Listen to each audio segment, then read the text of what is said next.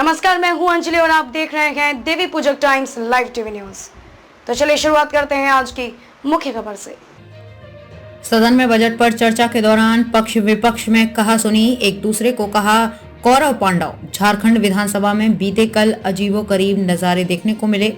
विधानसभा में वित्तीय वर्ष 2022-23 के 8,533 करोड़ रुपए के अनुपूरक बजट के कटौती प्रस्ताव पर चर्चा के दौरान सदन में पक्ष व विपक्ष के सदस्यों ने शेर और शायरी भी पढ़ी और महाभारत के कुछ दृष्टांत का उदाहरण देते हुए एक दूसरे को कौरव पांडव तक कह दिया और जमकर चुटकियां ली। वहीं कटौती प्रस्ताव के पक्ष में चर्चा के दौरान विधायक भानु प्रताप शाही ने कहा कि 1932 के खतियान के आधार पर सरकार ने यूं ही नियोजन नीति लागू करने की कोशिश नहीं की। जब ईडी व भारत निर्वाचन आयोग ने कहा कि आई लव यू कम सून हेमंत सोरेन, तब इस सरकार ने आनन फानन में 1932 के खतियान के आधार पर नियोजन नीति पारित कर दी।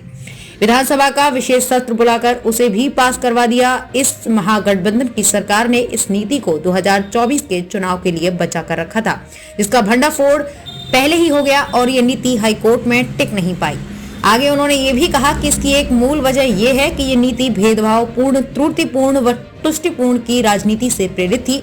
उर्दू से प्रेम व हिंदी की उपेक्षा की गई। इस नियोजन नीति को लाकर राज्य सरकार ने युवाओं के भविष्य के साथ खिलवाड़ किया, उनकी भावनाओं के साथ खेला।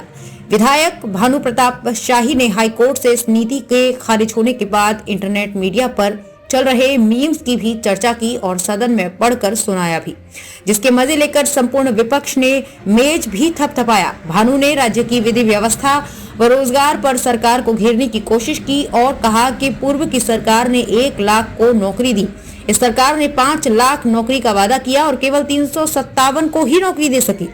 गिरिडीह के विधायक सुदिव्य कुमार सोनू ने अनुदान मांग पर चर्चा के दौरान भाजपा को बाहरी जनता पार्टी बताया।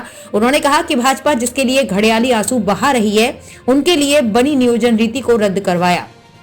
सरकार की मंशा थी कि झारखंड के बच्चों को यहाँ के बच्चों के साथ ही कंपटीशन हो, लेकिन विपक्ष ने यहाँ के बच्चों को सड़क पर उतरवाया है।